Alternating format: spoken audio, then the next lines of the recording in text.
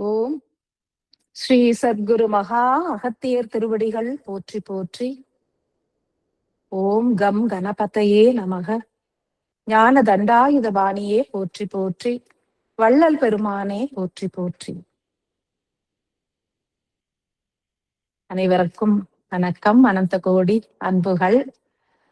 மூலாதார பயிற்சியினை தொடர்ந்து ஏற்றுக்கொண்டு வருகிறோம். இது இறுதி வாரம், 7வது வாரம். 49 தினங்கள் நிறைவடைய போகிறது. இந்த வாரத்தினுடைய இறுதியில, அதாவது 48 தினங்கள், ஒரு மண்டல காலத்திற்கு மூலாதார பயிற்சிகளை, தோப்புக்கரண பயிற்சி மற்றும் அந்த சுவாச பயிற்சிகளை எல்லாம் ஏற்றுக்கொண்ட பிறகு இறுதி தினத்திலே அனைவரும் அமர்ந்து ஒரு மாறுபட்ட முறையில எப்படி தியானிக்கணும் அப்படின்னு ஐயா அருளுரை கொடுத்திருக்காரு.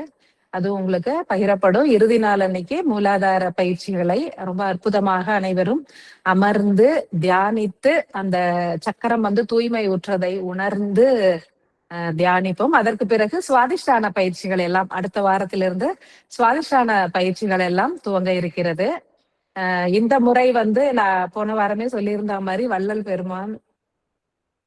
வள்ளலார் ஐயாவினுடைய அருளுரை நமக்கு கிடைச்சிருக்கு. ஆதி மூல கணபதியும் ஞான தண்டாயுதவாணியுமே அருளுரைகளை வழங்கியிருக்காங்க. அவங்க குறிப்பிட்டிருக்கிற அந்த அற்புத அருளுரையிலிருந்து முக்கியமான விஷயங்களை மட்டும்தான் நாம இப்போ இங்க பார்க்க போறோம். முதல்ல வள்ளல் பெருமான் தோன்றின உடனே ஒரு சின்ன கவிதை கொடுத்தாரு. அதை நான் படிக்கிறேன். ஓம் ஸ்ரீ வள்ளல் பெருமானே போற்றி போற்றி. அம்பலம் ஆடிடும் அருட்பெரும் ஜோதி, ஆனந்த கூத்தாடும் அருட்பெரும் ஜோதி, திங்களை சூடிய அருட்பெரும் ஜோதி, தீர்க்கமுற வணங்கிடும் அருட்பெரும் ஜோதி, திரைகளை நீக்குமாம் அருட்பெரும் ஜோதி, தெளிவாய் ஒளிருமாம் அருட்பெரும் ஜோதி, அன்பினை விதைக்குமாம் அருட்பெரும் ஜோதி, ஆறாவமுதம் ஒழியுமாம் அருட்பெரும் ஜோதி, அருளினை அருள்கின்ற அருட்பெரும் ஜோதி, பரவெளி காட்டுகின்ற அருட்பெரும் ஜோதி, ஒளியாய் திரள்கின்ற அருட்பெரும் ஜோதி, உருகொண்டும் விரிகின்ற அருட்பெரும் ஜோதி, கருணையின் பிறப்பிடம் அருட்பெரும் ஜோதி, மூலத்தின் மூலமும் அருட்பெரும் ஜோதி, அயராது உழைப்போருக்கு அருட்பெரும் ஜோதி, ஆழ்ந்துருகி ஆட்கொள்ளும் அருட்பெரும் ஜோதி, அருட்பெரும் ஜோதி, அருட்பெரும் ஜோதி, தனிப்பெரும் கருணை அருட்பெரும் ஜோதி. வள்ளலார் ஐயா வழங்கின ஒரு அற்புதமான கவிதை. இதுல பல பொருள் புதைந்திருக்கிறது. அந்த ஜோதி, அருட்பெரும் ஜோதி நம்மை தீர்க்கமாக ஆட்கொள்ள வேண்டும் என்றால் நம்ம எப்படி இருக்கணும், அன்பாக இருக்க வேண்டும். அதை குறித்துதான் நிறைய விஷயங்களை ஐயா குறிப்பிட்டிருக்காரு அவருடைய அருளுரையிலையும். முக்கியமாக அதுல குறிப்பிட்டிருக்கிறது என்ன அப்படின்னாக்கா, அம்பலத்தில் நடனமாடும் ஜோதியை கண்டு உணர்வது ஒன்றே மானுடர்களின் அதிமுக்கிய செயல். நமது ஆன்மாவை உணர்வதுதான் முக்கியமான செயல். அதற்கு தான் நம்ம எல்லா சக்கரங்களையும் தூய்மை உறுத்தி சிவநாடிங்கிற அந்த சுழுமுனை நாடி பூரணத்துவமாக இயங்க துவங்கி அந்த உயிர் சக்தி ஆன்மாவோட கலப்புறணும் அப்படின்னு எல்லா தெய்வங்களும் நமக்கு குறிப்பிட்டு கொண்டே வருகிறார்கள். அப்பொழுதுதான் நம்மளுடைய ஆன்ம தரிசனம் என்பது நமக்கு கிட்டும். அதற்கு பிறகுதான் அந்த பிறவா பெருநிலையை நம்ம எய்த முடியும் அப்படிங்கிறது தான் ஐயாவும் குறிப்பிடுறாரு. 4 ஞான படிநிலைகளில் ஜோதியை காணலாம்.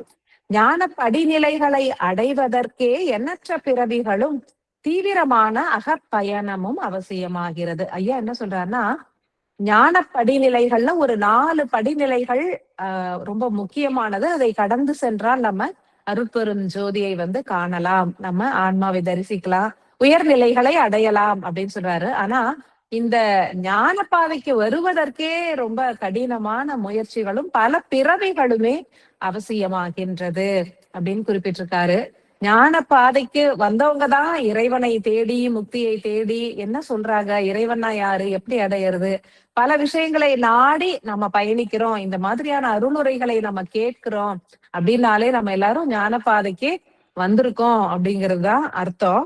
ஞானத்தின் அந்த படிநிலைகளை அடைவதற்கே கடின முயற்சிகள், பல பிறவிகள் எடுத்த பிறகுதான். அகத்தியர் ஐயா குறிப்பிட்டிருக்கிற மாதிரி நம்ம ஆன்மா நிறைய துகள்களை எல்லாம் விடுவித்து அந்த உயரிய நிலையை அடைகின்ற மாதிரியான சிந்தனைகளை உதிக்கும்.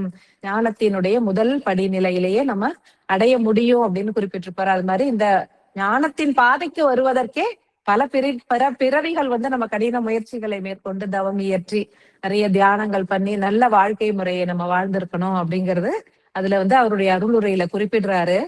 அருள் திரள திரள தேகத்தினை ஆழ்கின்ற உயிர் சக்தியானது ஆன்ம ஒளியாக உருகி கரைந்து உருக்கொள்ளும் அப்படின்னு குறிப்பிட்டிருக்காரு. அருள் அப்படின்னு அவர் சொல்றது இந்த ஆகாய மூலக்கூறுகள் ஐயா சொல்ற மாதிரி மிக மிக நுண்ணிய அந்த அணுவிற்குள் அணுவாய் கருப்பொருளாய் இருக்கக்கூடிய அந்த ஒளி சக்தி திரள திரள நமது தேகத்தில் ஊனுடல் ஆலயம் குறிப்பிடுறாங்களே, இந்த தேகத்தில் திரள திரள இந்த தேகத்தினை ஆண்டு கொண்டிருக்கின்ற உயிர் சக்தியானது ஆன்ம ஒளியாக உருகி கரைந்து உருக்கொள்ளும். உயிர் ஆன்மாவோடு ஒன்றென கலப்புற்று ஆன்மாவாகவே உருகி கரைந்து கலப்புறும் அப்படிங்கிறது குறிப்பிட்டிருக்காரு.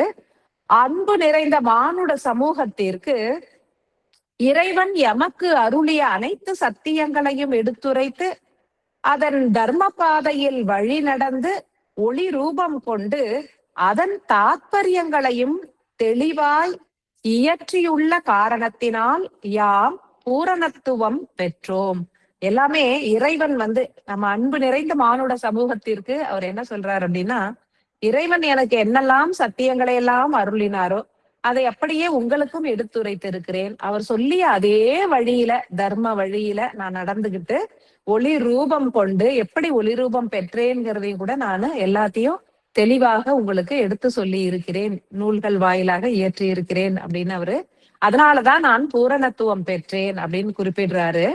இறைவனை நாடி பயணிப்பவர்களுக்கு ஒரு சத்தியம் உரைக்கிறேன் அப்படின்னு சொல்றாரு. இறைவனை நாடி பயணிக்கின்ற ஒவ்வொருவருக்கும் வள்ளல் பெருமான் சொல்றாரு, ஒளியானது திரண்டு திரண்டு பூமி கிரகத்தினை சூழ்கின்ற காலம் உதித்துள்ளது. ரொம்ப முக்கியமான விஷயம் இது. ஒளியானது அருள் சக்தியானது திரண்டு திரண்டு பூமி கிரகத்தினை சூழ்கின்ற காலம் உதித்துள்ளது. கரை சேர எண்ணுபவர்கள் அருளாற்றலை உணர்ந்து ஏற்கவும். அதான் குறிப்பிட்டிருக்க இந்த முக்கியமான அருளுரையில இருக்கிற மிக முக்கியமான கருத்து. அருள் சக்தி எல்லாரையும் ஆட்கொள்ள விரைந்து திரண்டு திரண்டு வந்து கொண்டிருக்கிறது. அதை ஏற்றுக்கொள்வதற்கு உரித்தான ஒரு பாத்திரமாக இந்த தேகத்தினை நீங்கள் உருமாற்றி கொள்ளுங்கள். உங்களது மனதினையும் உயிர் சக்தியையும் பெருக்கி மனதினை நம்ம ஒடுக்கி நல்ல சிந்தனைகளை வளர்த்து தேகத்தை பொலிவுற அமைத்துக் கொள்ளுங்கள் அப்படிங்கறத அவர் ரொம்ப தெளிவா குறிப்பிடுறாரு. அருட்பெருஞ்சோதியோடு கலப்பது மிகவும் கடினம் எனினும் காலம் கனிந்து நிற்பதினால் அருட்சக்தியே மனிதர்களை ஆட்கொள்வதற்கு நாடி வருகிறது அப்படிங்கிறது அவர் குறிப்பிட்டிருக்காரு. நாமளா எப்படி அவரை மாதிரி ஒளி தேகம் அடையிறது, என்னென்ன நம்ம செய்யணும், எப்படி அதுக்கு பாடுபடணும், நிறைய பேர் முயற்சிகளை மேற்கொண்டுதான் வருகிறார்கள். ஒளி தேகம் அடைவது மிகவும் கடினமான செயலே. இப்பொழுது என்ன நடக்கிறதுனா அந்த அருள் சக்தியே நாடி வருகிறது. அதனால எல்லாருமே நீங்க உங்க தேகங்களை பொலிவுற அமைத்து கொண்டால் அந்த அருள் சக்தி உங்களை நாடி அந்த எப்படி ஊருக்கே முக்தி கொடுத்தார் அப்படின்னு நம்ம நால்வர்கள் அதெல்லாம் நம்ம படிச்சிருக்கோம். அந்த மாதிரி இந்த உலகத்துக்கே முக்தி கிடைக்கக்கூடிய எல்லா ஜீவன்களையும் தன்னோடு இறைவன் இணைத்து கொள்ளக்கூடிய காலம் உதிக்க உள்ளது. நமக்கு இந்த சத்தியயுகம் பிறந்ததே இதற்கான சாட்சி தான். ஐயா நிறைய விஷயங்கள் நம்மளுக்கு சத்குரு நம்மளுக்கு கொடுத்திருக்காரு. அதே மாதிரிதான் வள்ளல் பெருமானும் இந்த மாதிரியான ஒரு அருள் சக்தி திரண்டு வருகிறது அப்படிங்கிறத குறிப்பிடுறாரு. என்ன செய்யணுமா, ஞான பாதைக்கு வந்த பிறகுதான் அருள் பெறுவது எளிதாகும். இந்த அருள் சக்தி திரண்டு வந்தாலும் அதை நாம பெற்றுக்கொள்ள வேண்டும் என்றால் எல்லாரும் ஞான பாதைக்கு வந்திருக்க வேண்டும். விரைந்து எல்லோரும் ஞான பாதைக்கு வந்து விடுங்கள் அப்படின்னு அவரு குறிப்பிடுறாரு. ஞானத்தை அடைவதற்குள் பல போராட்டங்களும் குழப்பங்களும் உருவாகும். இருந்தாலும் ஞானத்தை தேடி இறைவனை தேடிக்கொண்டே இருங்கள், முயற்சி செய்து கொண்டே இருங்கள். அப்படி இருக்கும் பொழுது எல்லோரும் ஞான பாதைக்குள் வந்து விடுவீர்கள். இதுவரைக்கும் ஞான பாதைக்குள் வராதவர்கள், இறைவனை தேடாதவர்கள், அவங்க எல்லாம் இதை கண்டிப்பாக முயற்சி செய்து இந்த நிலையை அடைஞ்சிடணும் அப்படின்னு ஐயா வந்து குறிப்பிடுறாரு. இத்தருணத்தில் ஒளியாய் வெளிப்பட்ட யாம் மானுடர்களை இரு கூறுகளாய் பிரித்து செயல் புரிய ஆணையிடப்பட்டுள்ளோம். ஞானத்திற்காகவும் இறை அருளிற்காகவும் போராடுபவர்களை எமது ஒளி கொண்டே ஈர்த்து ஞான பாதையில் பிணைப்போம் அப்படின்னு அதாவது ஈசனால நானு இத்தருணத்தில் எனக்கு ஆணை பிறப்பிக்கப்பட்டுள்ளது. என்ன அப்படின்னாக்கா, எல்லாருமே மனிதர்களை வந்து இரு கூறுகளாக பிரித்து, யாரெல்லாம் ஐயா முதலே சொல்ற மாதிரி சத்தியயுக வாசிகளாக மலர்ந்துடுங்க, அன்பை பரப்பி செயல் புரியுங்க, இந்த பக்கம் வந்துருங்க, எல்லாரும் இந்த பக்கம் பாதாள லோகம் நோக்கி சென்று விடாதீர்கள் அப்படின்னு நம்ம அகத்தியர் ஐயா குறிப்பிட்டு கொண்டே இருக்கிறார். அதனை போலவே ஞானத்திற்காகவும் இறை அருளிற்காகவும் போராடுபவர்களை எமது ஒளி கொண்டு ஈர்த்து பிணைப்பேன். எப்படி ஒவ்வொரு தெய்வங்களும் தங்களது ஆற்றல்களை கொண்டு யாரெல்லாம் தங்களோடு ஒளியிறை தொடர்புகளை ஏற்கின்றனரோ, யாரெல்லாம் அவர்கள் அந்தந்த தெய்வங்களை போற்றி துதித்து அந்த இறை லயத்தில் வாழ்கின்றனரோ அவர்களுக்கு அவர்களுடைய ஆன்ம ஒளியாற்றலை பகிர்ந்து செயல் புரிகிறார்கள். அதே மாதிரி வள்ளல் பெருமானும் தனது பூரண ஒளியாற்றலை பகிர்வதாக கூறுகிறார். எமது ஒளி என்றே யாம் உரைத்தாலும் அது பூரணத்தோடு கலப்புற்ற ஞான ஒளியே. பூரணமான அந்த ஒளி சக்தியோட அருட்பெருஞ்சோதியோட கலப்புற்றது. எனது ஒளியை நான் கொடுக்கிறேன்னு சொன்னாலும் அது முழுமையான அந்த பூரணத்துவம் வாய்ந்த ஒளியின் ஒரு பகுதியே அப்படின்னு அவர் குறிப்பிடுறாரு. இதுக்கு என்ன செய்யணும், இதுக்கு நம்ம என்ன செய்யணும், எப்படி நம்ம தயார் நிலையில இருக்கணும் அப்படின்னா, முதன்மையாக ஐயா எப்பொழுதுமே குறிப்பிடுறதுதான் ஜீவ காருண்யம். மற்ற உயிர்களை வதைக்காதீங்க, மற்ற ஆன்மாக்களை வந்து துன்புறுத்தாதீங்க அப்படின்னு ஐயா குறிப்பிடுறதா முக்கியமா சொல்றாரு. பிற ஜீவன்களை வதைப்போரும் இறைவனை தன்னோடு, அதாவது இறைவனை உணர்ந்து கொள்ள போராடாமல் நிலைப்பவர்களும் விரைந்து விழிப்படைய யாம் உதவிடுவோம். நிறைய தெய்வங்கள் வந்து எல்லாரையும் விழிப்படைய வைத்துக் கொண்டு வருகிறார்கள். ஏன் அவர் அப்படி சொல்றாருன்னா, 4 ஒளி சக்தி கிடைக்குது இல்லையா நமக்கு. ஐயா முன்னாடியே சொல்லியிருக்காங்க, ஒவ்வொரு ஆன்மாவும் உயிரும் எப்படிப்பட்டது, 4 முக்கியமான கனிம வளங்களால் உருவானது. பாதரசம், வெள்ளி, தங்கம், தாமிரம். அதற்கு பிறகு நிறைய ஆற்றல்கள் இருக்கு. இந்த அதிமுக்கியமான 4 கனிம வளங்களினால் உருவாக்கப்பட்டது இந்த ஆன்மாவும் உயிரும் அப்படிங்கிறது ஐயா வந்து நம்மளுக்கு சத்குரு ஐயா பல விஷயங்கள்ல குறிப்பிட்டிருக்காரு, பல அருளுரைகள்ல.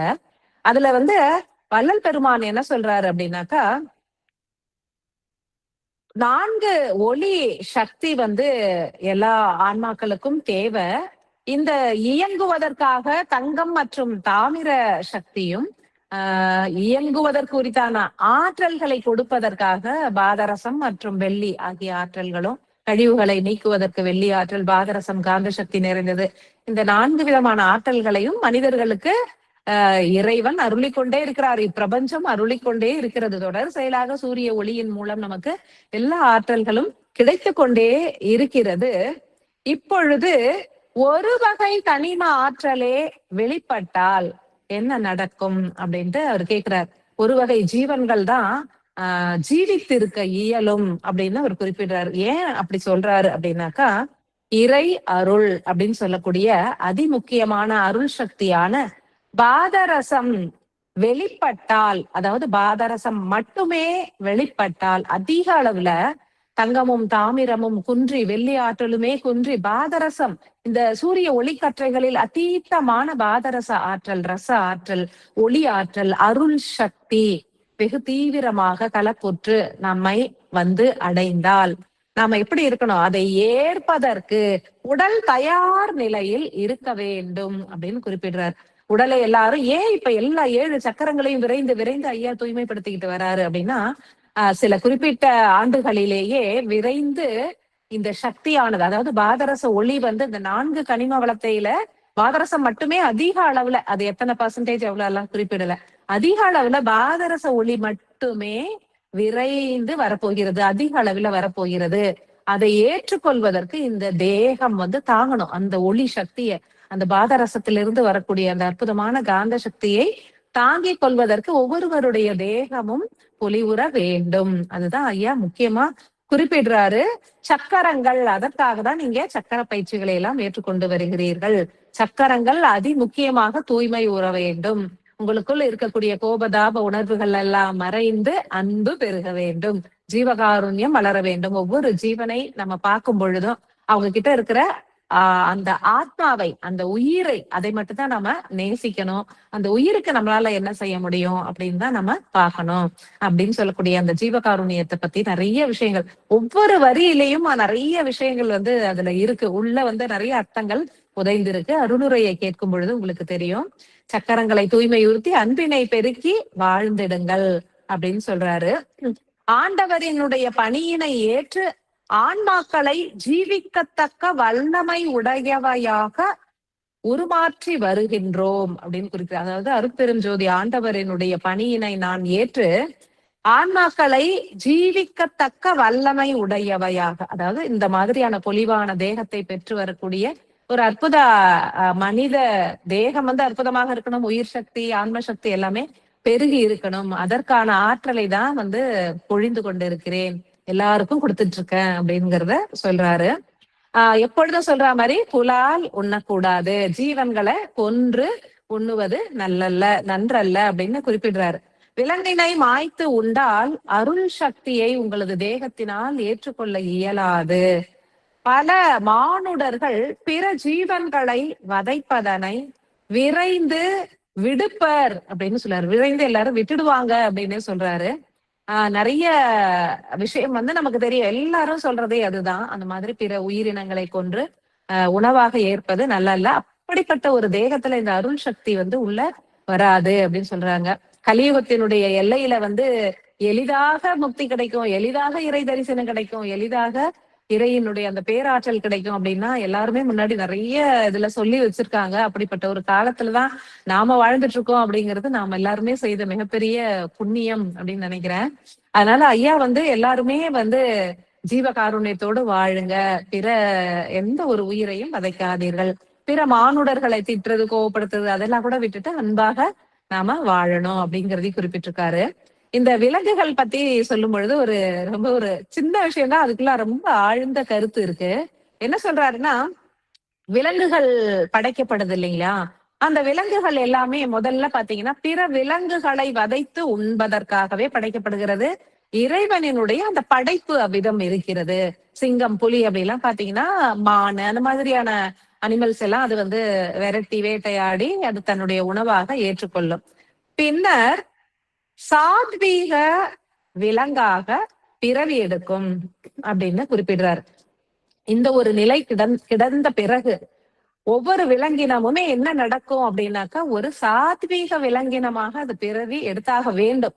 ஒரு பசு மாடாக, அதாவது மற்ற விலங்குகளை அடித்து சாப்பிடக்கூடிய தன்மை அற்ற ஒரு சாத்வீகமான விலங்குகள்லாம் இருக்கு இல்லையா, யானை நமக்கு நிறைய தெரியும், மாடு, மான், அந்த மாதிரியான ஆடு, மாடு, மான் அந்த மாதிரியான விலங்குகளாக பிறந்த பிறகுதான் அவற்றிற்கு மானுட தேகமே அருளப்படுகிறது. அவங்களுக்கு வந்து மற்ற விலங்குகளை அடித்து சாப்பிடுற ஒரு ஆன்மாவுமே புல்லாகி பூண்டாகி நிறைய பிறவிகளை எடுத்து விலங்காகி அப்புறம் இறுதியா அது மனித தேகத்திற்குள் அந்த ஆன்மா வந்து நுழைவதற்கு முன்னாடி இருக்கக்கூடிய பிறவிகளிலேயே மற்ற உயிர்களை வதைக்கக்கூடிய விலங்கினமாக அது பிறப்பதில்லை அப்படின்னு குறிப்பிடுறாரு. பின்னர் தான் அது மாதிரி அந்த சாத்வீக அனிமலாக பிறந்த பிறகுதான் அந்த ஆன்மாவிற்கு மானுட ரூபமே இறைவனால் அருளப்படுகிறது அப்படின்னு சொல்றாரு. அப்படி இருக்கும் பொழுது மானுடர்கள் எப்படி வாழ வேண்டும் அப்படிங்கிறது தான் அதுல குறிப்பிடுறாரு. இறைவனை அடைவதற்கு எல்லாத்தையும் பார்த்துட்டு கடைசியில இறைவனை அடைவதற்கு மட்டும்தான் மானுட தேகம், வேற எதுக்குமே இல்ல. மானுட தேகம் இறைவனை அடைவதற்கு மட்டுமே. பிற ஜீவன்களிடம் அன்பு செலுத்தினால் சுயமான ஜீவன் வளம் அடையும் அப்படின்னு சொல்றார். மற்ற ஜீவன்களிடம் நம்ம அன்பு செலுத்த செலுத்த நமது உயிர் ஆற்றல்கள் பெருகும், நமது ஆன்மாவை சூழ்ந்து இருக்கக்கூடிய பல கர்மங்கள், கழிவுகள் எல்லாம் நீங்கும், ஆன்மா ஒளி வீச துவங்கும் அப்படின்னு சொல்றாங்க.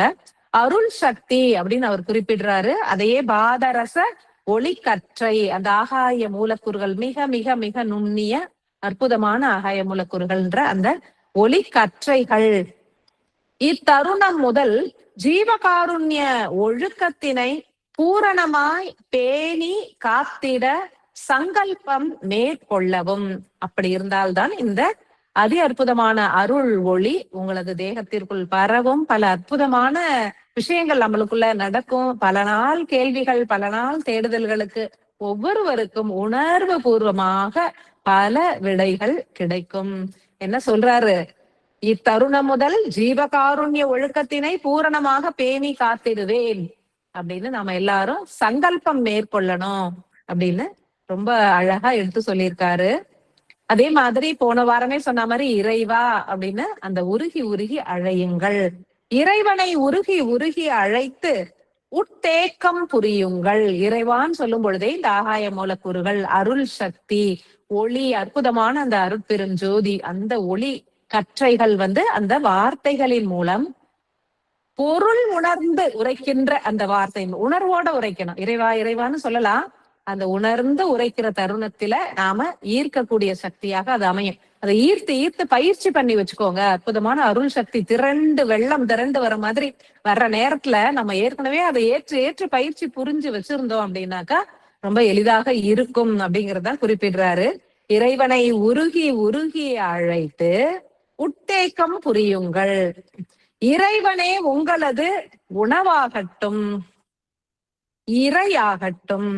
பட்சிகள் இறை தேடுவது போன்று உங்களது ஜீவனுக்கு இறையினை தேடி உணவாய் அருளுங்கள். நம்ம சொல்லுவோம் பறவைகள்லாம் இறை தேட போகுது அப்படின்னு. அதே மாதிரி நீங்க ஒவ்வொருவருமே இறையை தேடுங்கள், இறைவனை தேடுங்கள், இறை ஒளியை தேடுங்கள். கூப்பிடுங்க, அழைத்து அழைத்து அழைத்து இறைவா இறைவான்னு அழைச்சு உள் தேக்கம் புரியுங்கள். அந்த ஆற்றலை ஏற்று உள் தேக்கம் புரியுங்கள் அந்த அற்புதமான ஆகாய சக்தியை அப்படின்னு குறிப்பிடுறாரு. இறை ஒளியை ஏற்றால் அருள் ஒளியும் எளிதாய் கிட்டும். இந்த பயிற்சியை நாம செய்து செய்து இறை ஒளியை தேக்க துவங்கினால் எப்பொழுது அந்த அருள் ஒளி பிரவாகமாக, இப்பொழுது அருள் ஒளியை தான் நம்ம இறை ஒளியா ஏற்கிறோம். அது பிரவாகமாக இறைவனால் நமக்கு அருளப்படக்கூடிய அந்த தருணத்துல நம்ம ரொம்ப எளிதாக அதை ஏற்று உய்வுறுவோம் அப்படின்ட்டு குறிப்பிடுறாங்க. அப்புறமா ஆற்றுகின்ற ஒவ்வொரு செயலிலும் இறை ஒளியை கலப்புற செய்யுங்கள். ரொம்ப முக்கியமான விஷயம். ஒவ்வொரு செயலிலும் இந்த இறைவனை, எந்த ஒரு செயல் செய்தாலும் இறைவன், நீங்க உண்ணுகின்ற என்ன சொல்றாரு, பருகும் அன்ன ஆகாரத்திலும் இறை ஒளியை அழைத்து போற்றி கலப்புற செய்து உண்ணுங்கள். பிறருக்கு தான தர்மம் புரிந்தாலும் அவற்றில் இறை ஒளியை கலப்புற செய்திருங்கள். எல்லாத்திலயும் இறைவா இறைவா இறைவா அந்த ஒரு தன்மையை நீங்கள் ஏற்றுக்கொள்ளுங்கள். ஏதாவது ஒரு தெய்வத்தின் நாமத்தை அழையுங்கள், ஏதாவது ஒரு மந்திரம் சொல்லுங்க, இறைவான்னு கூப்பிடுங்க. ஒவ்வொரு நிமிஷமும் எந்த வேலை செய்தாலும் அதுல இறைவனை அழைத்து அழைத்து அழைத்து அந்த வேலையோட கலப்புற செய்யுங்கள். உன்னம் சமையல் செய்தாலும் சரி, அதை சாப்பிட்டாலும் சரி, ஆபீஸ் ஒர்க் பண்ணாலும் சரி, தான தர்மம் பண்ணாலும் சரி, வெளியில எங்க போனாலும் சரி, உள்ள அந்த இறைவா இறைவா இறைவான்னு நம்ம உள்ள ஒரு குரல் ஓடிக்கிட்டே இருக்கணும். இறைவனை நம்ம உள்முகமாக தொடர்ந்து அழைத்து கொண்டே இருக்கணும். உளமாற மனமாற அழைக்கணும் அப்படிங்கிறது ஐயா ரொம்ப தீர்க்கமாக குறிப்பிட்டிருக்கிற ஒரு உன்னதமான செய்தி. அருள்கின்ற ஒவ்வொன்றும் அருளாய் மலரும். அதாவது நாம மற்றவர்களுக்கு செய்கின்ற தான தர்மங்கள், பேசுகின்ற அந்த நல்ல வார்த்தைகள் கூட சரி, எந்த விதமான விஷயங்களாக இருக்கட்டும், எதையெல்லாம் நீங்கள் அருள்கின்றீர்களோ அவை எல்லாமே அருள் சக்தியாகவே மாறும் அப்படின்னு குறிப்பிட்டிருக்காரு. உணர்ந்து உருகி நெகிழ்ந்து அன்பினை பகிர்ந்து அருட்செல்வத்தினை பெருக்கியே வாழ்ந்திருங்கள். ஜோதியோடு ஜோதியாய் கலப்புற அருள் ஒளியே உங்களை அழைக்கின்றது அப்படின்னு சொல்றாரு. நாம மெல்ல ஏதோ கொஞ்சம் கொஞ்சம் இறைவா இறைவா இறைவான்னு நம்ம ஏதோ அழைக்கிறோம். ஆனா அருள் ஒளியே நம்மை அழைக்க துவங்கி விட்டது. அந்த பெரிய ஒரு பிரபஞ்ச பேராற்றல்கள் நம்மை பூரணமாக ஆட்கொள்ளக்கூடிய காலம் உதித்திருக்கிறது. அந்த அருள் சக்தி வரும் பொழுது நாம அதை ஏற்றுக்கொள்ளக்கூடிய பக்குவ நிலையில இருக்கணும். அன்பை பகிர்ந்து அன்பாகவே வாழணும்.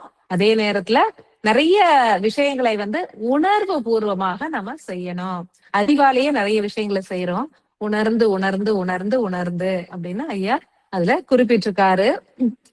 இன்னொரு வார்த்தை சொல்றாரு, இன்னொரு சென்டென்ஸ், வேண்டும் என்று யாசிப்பதனை விடுத்து யாசிப்பவர்களுக்கு வேண்டியவர்களாய் உருமாறிடுங்கள். அதாவது வேண்டும் வேண்டும் என்று யாசிப்பதனை விடுத்து யாரெல்லாம் யாசித்துக் கொண்டிருக்கிறார்களோ அவர்களுக்கு நீங்கள் வேண்டியவர்களாக உருமாறி விடுங்கள் அப்படின்னு ரொம்ப அழகா குறிப்பிட்டிருக்காரு. கொடுக்கும் நிலையில் உள்ள ஜீவன்களே பேரொளியினை ஏற்க இயலும்.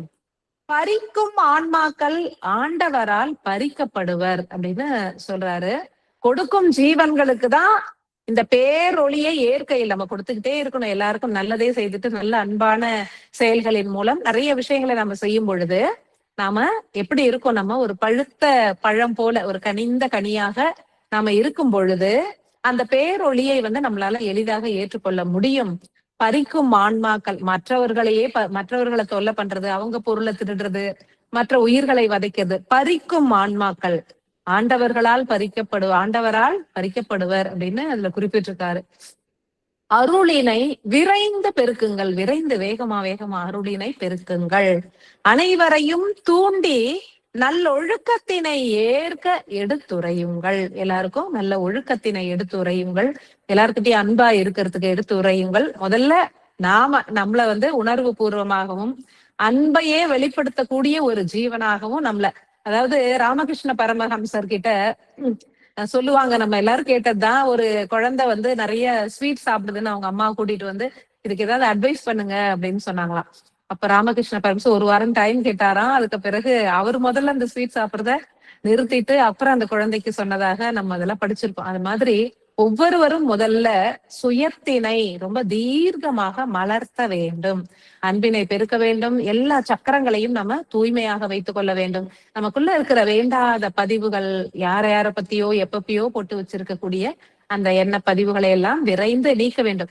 ஒண்ணு போராடவே வேண்டாம், இதெல்லாம் போகணும், இதெல்லாம் வேண்டாம்னு நீங்க விட்டுட்டாலே அது போயிடும். நம்ம பிடிச்சு வச்சுக்கிறதுனாலதான் அதெல்லாம் இருக்கு. இது ரொம்ப எளிதான செயல், ஆனா சிறிது காலம் எடுக்கும். இதெல்லாம் வேண்டாம். ஏதாவது ஒரு எண்ணம் அது மாதிரி தோண்டுச்சு அப்படின்னா உள்ளே இருந்து வேண்டாம், போயிடு, நீ வேண்டாம், எனக்கு இனிமே தேவையில்லை அப்படின்னு சொன்னாலே மெல்ல மெல்ல அந்த பதிவுகள் கரைந்து வெளியே போய்விடும். அதனால அருளினை மாத்திரமே விரைந்து பெருக்குங்கள். அனைவரையும் தூண்டி நல்லொழுக்கத்தினை ஏற்க எடுத்துரையுங்கள் அப்படின்னு சொல்றாரு. இன்னொன்னு என்ன குறிப்பிடுறாருன்னா, அதல பாதாள வாழ்வு குறித்து எவரும் அறியாமல் இருப்பது நன்று. அதல பாதாள வாழ்வு, இந்த பாதாள லோகத்துக்கு யாரும் போயிடக்கூடாது அப்படின்னா எல்லாரும் பெரும் போராட்டம் நடத்துறாங்க. உயர் ஆன்மாக்கள், அதாவது நம்ம சிரசுல அந்த மாதிரியான அணுக்கள்லாம் பெருகிடக்கூடாது, நம்ம இன்னும் நல்ல நிலைக்குதான் போகணுமே தவிர கீழ்நிலைகளுக்கு போய்விடக் கூடாது அப்படிங்கறதா அவங்களுடைய முக்கியமான, ஒவ்வொரு தெய்வங்களும் ஒவ்வொரு உயரான்மாக்களும் எடுத்துரைப்பது இதே விஷயத்தான். யாரும் பாதாள வாழ்வினை கனவுல கூட கற்பனை கூட பண்ணி பாத்துறாதீங்க, அங்க போயிடணும்னு நினைக்காதீங்க. நீங்க முதல்ல தயாராக்கிட்டு எல்லாருக்கும் இத எடுத்து சொல்லுங்க அப்படின்னு சொல்றாரு. அனைவரையும் மீட்பதற்கே அருளோடு அருளாய் கலப்புற்று பல உயர் ஜீவன்கள் உதவி வருகின்றன. அனைவரையும் மீட்பதற்கு தான் பல உயராத்மாக்கள் முயன்று வருகிறார்கள் அப்படின்னு குறிப்பிடுறாரு. இறைவா என்றே ஆழ்ந்து சுவாசித்தால் எமது அருள் சக்தியும் உட்புகுவதனை உணரலாம். அவரும் காற்றோடு காற்றாக, ஒளியோடு ஒளியாக, ஒரு அற்புதமான ஆகாய மூலக்கூறு, மிக மிக மிக நுண்ணிய ஆகாய மூலக்கூறுன்னு சொல்லக்கூடிய அந்த ஆற்றலாக உங்களோடு நானும் கலப்புறுவேன். இறைவா என்று ஆழ்ந்து சுவாசிக்கும் தருணம் யாமும் கலப்புறுவோம். உங்களோடு கலப்புற்று அனைவரது தேகத்திலும் அருளாகவும் ஆகாய மூலக்கூறுகளாகவும் யாம் உட்புகுவோம். உள்ளே நாம தேக்கம் அடைவேன். நானும் உங்களோட இணைந்து இந்த ஒவ்வொரு தேகம் பொலிவுறுவதற்கும், ஒவ்வொரு ஜீவன் விடுதலை அடைவதற்கும், மேம்பட்ட நிலைகளை அடைவதற்கும் நானும் உதவிகளை புரிகிறேன். அதாவது என்னுடைய அப்படின்னு அவர் குறிப்பிட்டாலோ அவர் என்ன சொல்றாரு, நான்கிறது ஒரு தனித்த இது கிடையாது. அருளோடு அருளாக, ஒளியோடு ஒளியாக நான் கலந்து கலப்புற்று நிலைத்திருக்கிறேன். அந்த ஒளி எல்லாருக்கும் பகிரப்படும் அப்படிங்கிறது ஐயா கொடுத்த ஒரு அற்புதமான அருளுரை. எல்லோரும் உணர்வாய் இயங்குங்கள். அறிவிலிருந்து இயங்குறத மெல்ல மெல்ல விடுத்து உணர்வில் நின்று இயங்குவதற்கு ஒவ்வொருவரும் தீர்க்கமாக முயற்சிகளை மேற்கொள்ளுங்கள் அப்படின்னு குறிப்பிட்டு ஐயா அவருடைய அருளுரையை முடிச்சிருக்காரு. வள்ளல் பெருமான் சொன்ன அந்த விஷயங்களை நம்ம ஆழ்ந்து உணர்ந்து ஏற்று அதன்படி நம்ம வாழ்ந்தால் நமது ஒவ்வொரு சக்கரங்களும் தூய்மை அடைய அடைய நமக்கே தெரியும் அந்த அருள் சக்தி எப்படி நமக்குள்ளே பிரவாகம் காண்கிறது அப்படிங்கிறத நம்மளால கண்டிப்பாக உணர முடியும். வள்ளல் பெருமானுக்கு நன்றி. அடுத்தது நம்ம ஆதி மூல கணபதியார், அதாவது இறுதி வாரம் நம்ம மூலாதார பயிற்சிகளை எல்லாம் ஏற்றுக்கொண்டு வருகிறோம். இது நிறைவுற போகிறது இல்லையா? அதனால ஆதிமூல கணபதி ஒரு சின்ன விஷயத்தை மட்டும்தான் அவரு கொடுத்திருக்காரு அருளுரையில. ஆனா ரொம்ப முக்கியமான விஷயம் என்ன சொல்றாரு அப்படின்னாக்கா, எல்லோருமே நிறைவு செய்யும் பொழுது நன்றி உரையுங்கள் உங்களுடைய மூலாதார சக்கரத்திற்கு, ஆதி மூல கணபதிக்கு, சத்குரு ஐயாவுக்கு, ஞான தண்டாயுதபாணிக்கு, வள்ளல் பெருமானுக்கு, ஞான ஆஞ்சநேயருக்கு, ஒவ்வொருவரும் நமக்கு உதவி செய்யறார். அதாவது பொதுவாகவே நன்றி அப்படின்னு அந்த இறை சக்திக்கு நம்ம நன்றி, அது உணர்வு பூர்வமாக நன்றி உரைப்பது பெரும் பலன் அளிக்கும் அப்படின்னு குறிப்பிட்டிருக்காங்க. சிவநாடி முழுமையாக வளர்ச்சியுறும் தருணம் வரை எச்சூழலிலும் தவறாது உணர்வு நிலைகளோடு தோப்புகரண பயிற்சிகளை ஏற்க கடவுது. உங்களுக்கு முழுமையாக அந்த சிவநாடி வளர்ற வரைக்கும் இந்த தோப்புகரண பயிற்சிகளை தொடர்ந்து ஏற்றுக்கொள்ளுங்கள். ஒரு வாரத்துல நிறைவுற்றாலும் சுவாதிஷ்டான பயிற்சிகள் துவங்கினாலும் நீங்க தொடர்ந்து தோப்புகரண பயிற்சிகளை மற்றும் விடாம எவ்வளவு இயன்ற அளவில் உங்களுக்கு அந்த பயிற்சிகளை ஏற்க முடியுமோ அந்த அளவுக்கு ஏற்க வேண்டும் அப்படின்னு ஐயா குறிப்பிடுறாரு. சுவாதிஷ்டான பயிற்சியை ஏற்பதற்கு முன்னர் இயன்ற அளவு தோப்புக்கரணம் போட்டுவிட்டு மற்ற பயிற்சிகளை ஏற்கணும் அப்படிங்கிறத அவர் அருளுரையில முக்கியமா குறிப்பிட்டிருக்காரு. அடுத்த வாரம் நம்ம இதை நிறைவு பண்ண பிறகு சுவாதிஷ்டான பயிற்சிக்கு போகும்போது நம்ம விளக்கேத்திட்டோ எல்லாம் நம்ம ரெடியா உட்காருவோம் இல்லையா? அப்போ ஒரு 5, 10, 11, 21 இல்ல 2, 3 உங்களால எவ்வளவு முடியுதோ அந்த தோப்புக்கரணம், அது எவ்வளவு 1 செகண்ட் 2 செகண்ட் ஆகும் ஒரு தோப்புக்கரணம் இப்படி போட்டு எழுந்துக்கிறதுக்கு. விரைந்து சில பயிற்சிகளை மட்டும் தொடர்ந்து இதை விட்டுடாதீங்க அப்படின்னு சொல்றாரு. தொடர்ந்து இந்த தோப்புக்கரணத்தை முடிஞ்ச அளவு போட்டுட்டு அதுக்கப்புறம் உட்கார்ந்து நீங்க அடுத்த சக்கரத்திற்கான பயிற்சிகளை மேற்கொள்ளவும் அப்படிங்கிறது ஞான கணபதி நமக்கு வழங்கிய அருளுரையில குறிப்பிட்டிருக்க செய்தி. இதை செய்து கொண்டே இருந்தால் அதிக பலன் கிடைக்கும். ஏன்னா கொஞ்சம் கொஞ்சமா சில நேரத்துல மூலாதாரத்துக்குள்ள ஏதாவது கழிவுகள் போனாலும் அது இமீடியட்டா அப்பப்போ கிளீன் பண்ணிக்கிட்டே இருக்கிறதுக்கு உதவும் அப்படின்னு சொல்றாங்க. இந்த 49 தினங்கள் இந்த பயிற்சிகள் எல்லாமே கழிவுகளை நீக்கிய பிறகு நம்ம தொடர்ந்து தோப்புக்கரணம் போட்டோம்னா இது நல்லாற்றல்களை பெருக்கும் அப்படின்னு சொல்றாரு. 49 தினங்கள் 48 தினம் ஒரு மண்டலம் இந்த பயிற்சியை ஏற்றுவிட்டு 49வது தினத்துல நம்ம முழுமையாக வெறும் தியான பயிற்சிகளை தான் மேற்கொள்ள போகிறோம். அதற்கு தனியா உங்களுக்கு இந்த ஆடியோ வீடியோ எல்லாம் பகிரப்படும். அதுல 49வது தினத்துல நம்ம ஆழ்ந்து தியானித்து என்ன செய்யணும் அப்படின்னாக்கா, இந்த எல்லாத்துக்கும் நன்றி உரைத்து எப்படியெல்லாம் அந்த பயிற்சிகளை மேற்கணும், எப்படி சுவாசிக்கணும், எப்படி மூலாதாரம் தூய்மை ஊற்றுறதாக நினைக்கணும், எப்படி ஆற்றல்களை மற்றவர்களுக்கு பகிரணும், அது எல்லாமே நம்ம செய்து முடித்து பிறகு இந்த 48 நாள் முடிச்ச பிறகு 49 நாள் முழுமையாக தியான பயிற்சிகளை தான் ஏற்க வேண்டும் அப்படின்னு சொல்றாரு. அதற்கு பிறகு சுவாதிஷ்டான பயிற்சிகள் ஆரம்பித்து அடுத்த ஒரு 49 தினங்களுக்கும் ஐயா சொன்ன மாதிரி இந்த தோப்புக்கரண பயிற்சி இயன்ற அளவு ஏற்றுக்கொண்டே வந்தால் கழிவுகள்லாம் இப்ப நீக்கம் அடைஞ்சிருச்சு அப்படின்னு வைங்களேன், அடுத்தது என்ன ஆகும்? நல்ல ஆற்றல்கள் பெருகத்தோங்கும். அப்படியே மூலாதாரம் விரிந்து விரிந்து விரிந்து அற்புதமாக இயக்கத்தோம். மூலாதாரத்துக்கு ஆற்றல்கள் அதிகமா கிடைக்குது, ஆகாய மூலக்கூறுகள் அதிகமா கிடைக்குது, அதனுடைய சக்தி பெருகுது. அப்ப என்ன நடக்கும்? ரொம்ப துல்லியமாகவும் ரொம்ப சூப்பரா நல்லா விரிந்து அழகாக இயங்கும். அதற்கு உரித்தான ஆற்றல்கள் நமக்கு கிடைக்கும். மூலாதாரம் விரிவடைந்தால் என்னென்ன நடக்கும் அப்படிங்கிறது நம்ம பார்க்கலாம். ஏற்கனவே நிறைய பார்த்திருக்கோம். அதை நம்மளால உணர முடியும். கழிவுகள் நீங்குவதற்கான பயிற்சி காலம் முடிஞ்சது அப்படின்னு விட்டுடாம தொடர்ந்து செய்யுங்க. மேலும் கழிவுகள் இருக்கிறவங்களுக்கு அது நீங்கி கொண்டே வரும். அது நீங்கி இருந்ததுன்னா நமக்கு நல்ல ஆற்றல்கள் பெருகும். மூலாதாரத்திற்கு ஆற்றல்கள் கிடைத்து நன்றாக விரிந்து இயங்க துவங்கும் அப்படின்னு குறிப்பிடுறாரு. ஆகாய மூலக்கூறுகள் அதிக அளவுல ஒளியாக திரண்டு நிற்பதை நம்மளால பார்க்க முடியும். மூலாதாரம் தூய்மையுற்றதா எவ்விதம் அறிவது? மீண்டும் ஒரு நம்மளுக்கு டெஸ்ட் பண்ணி பார்க்கறதுக்கு அவங்க கொடுத்துக்கிட்டே இருக்காங்க பல பல விஷயங்களை. ரொம்ப சிம்பிளா சொல்றாரு. உங்களால எளிதாய் பத்மாசனம் ஏற்க வருகிறதா பாருங்க. பத்மாசனம் போடும் பொழுது மூலாதாரம் மிகவும் தூய்மையுற்று இருந்தால்தான் பத்மாசனம் எளிதாக போட முடியும் அப்படின்னு ஐயா குறிப்பிடுறாரு கணபதியார். ஏன் அப்படின்னு சொல்றாங்கன்னா, இந்த பத்மாசனம் போடும் பொழுது அந்த 2 நாடிகளிலுமே சமச்சீராக சுவாசம் செல்லும் அப்படின்னு சொல்றாங்க. அதனால இந்த பத்மாசன பயிற்சியை உங்களால் தெளிவாக சில மணித்துளிகளுக்கேனும் ஒரு 5 நிமிஷம் 10 நிமிஷம் இல்ல ஒரு நாழிகை 24 நிமிஷம் உட்கார்ந்துட்டோம் அப்படின்னா ஒரு பெரிய சக்சஸ். மூலாதாரம் நன்றாக தூய்மையுற்று இருக்கிறது. இது ஒரு எடுத்துக்காட்டு. நாம இதை 48 தினங்கள் பயிற்சிகள், 49 தினங்கள், 48 தினங்கள் பயிற்சி முடிஞ்சோம். 49வது தினம் எல்லாருமே முயற்சி செய்து பாருங்க. எவ்வளவு நேரம் உங்களால பத்மாசனத்தில் உட்கார்ந்து தியானத்தினை மேற்கொள்ள இயல்கின்றது. இது ஒரு நல்ல அறிகுறி அப்படின்னு சொல்றாங்க.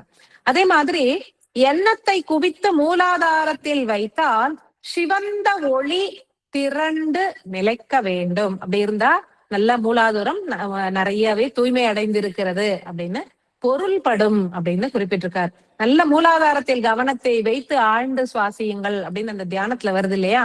அப்ப தியானிக்கும் பொழுது அந்த வார்த்தைகளை கேட்கும் பொழுது நமக்குள்ள ஒரு சிவந்த ஒளி மூலாதாரத்துல அப்படியே ஒரு சிகப்பு கலர்ல ரெட் கலர்ல நல்ல ஒளி திரண்டு இருப்பது போல நம்மளால உணர முடிகிறது. அப்படின்னா மூலாதாரம் பெருமளவினில் தூய்மை அடைந்திருக்கிறது, நன்றாக இயங்க துவங்கி உள்ளது என்று பொருள்படும் அப்படி என்று கணபதியார் குறிப்பிட்டிருக்கிறார்.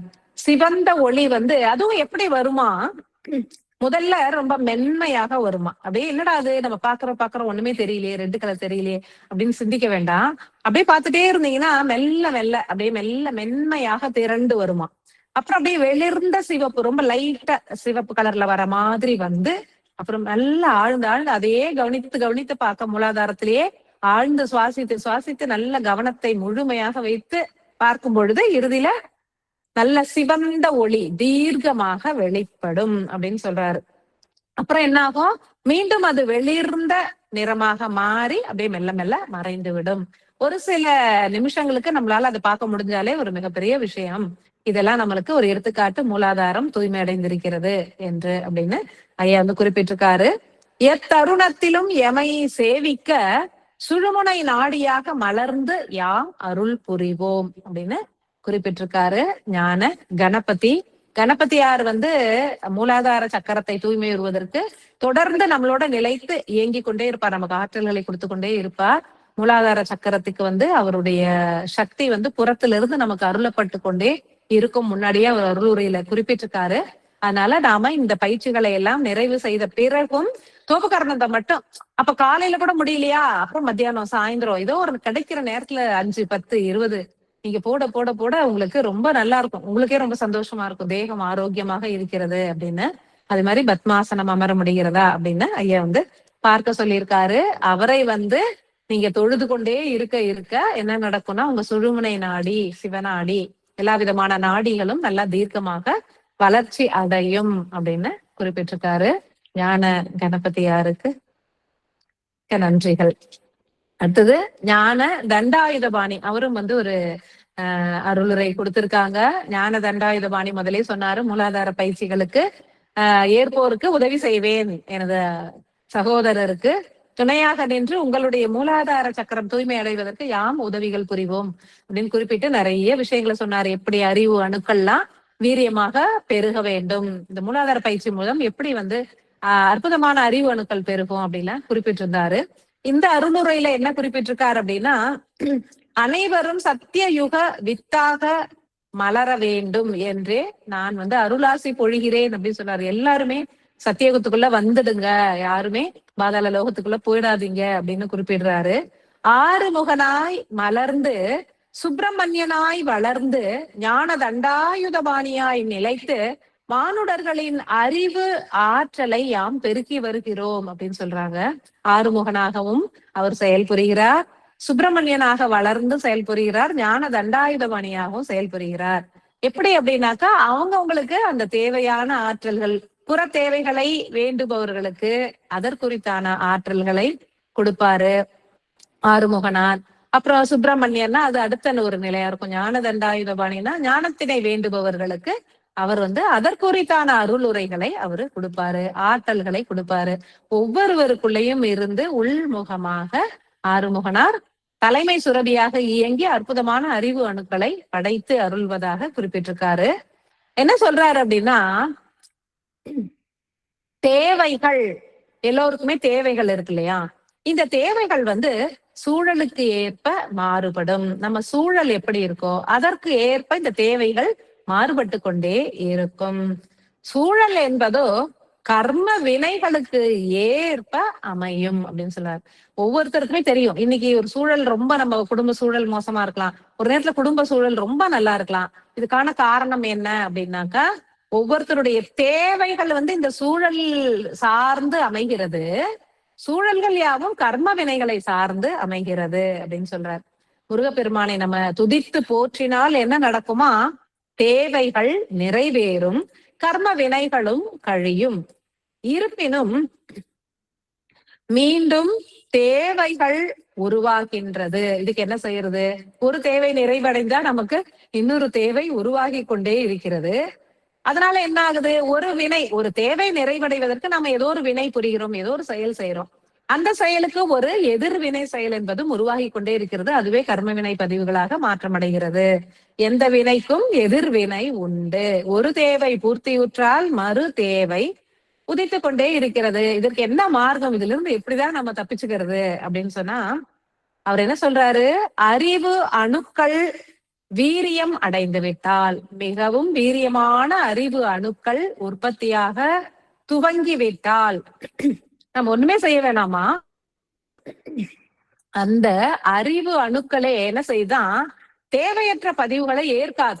அதுவே தேவையற்ற பதிவு. இது ஒண்ணு தேவையா, இது ஒண்ணு வாங்கலாமா, இது ஒண்ணு செய்யலாமா அப்படின்னு நம்மளுக்கு ஒரு எண்ணம் உருமா, ஏய் இது உனக்கு இதெல்லாம் தேவையில்லை, வேணா விட்டுடு அப்படின்னு அறிவு அணுக்களே நம்மளுக்கு இன்ஸ்ட்ரக்ஷன் கொடுக்க ஆரம்பிச்சிடும். அந்த பதிவுகளை ஏற்றுக்கொள்ள டக்குன்னு நம்மளுக்கு அந்த ஆசை விடுபட்டுடும். எதையோ ஒண்ணு வாங்கணும்னு நினைக்கிறோம், ஏதோ ஒண்ணு செய்யணும்னு நினைக்கிறோம், அது தேவையில்லைன்னு வச்சுக்கோங்களேன். உடனே நம்ம அறிவு அணுக்கள் அதை ஏற்காதனால நம்மளுக்கு தெரியாது என்ன நடக்குதுன்னே, உள்ள நம்மளுக்கு புரிஞ்சிருக்காது. ஆனா என்ன தெரியுதுன்னா, அது என்ன திடீர்னு நேற்று என்னவோ ஆசைப்பட்டேன், இன்னைக்கு அதெல்லாம் தோணல, எனக்கு அந்த ஆசை வரல அப்படின்னு நம்மளே சொல்லிடுவோம். அது மறந்தும் நம்மளுக்கு போயிடும் அப்படின்னு அவர் வந்து குறிப்பிட்டிருக்காரு. அதனால ஆறுமுகனாரை தொழுவதன் மூலம் அவர் என்ன சொல்றாரு?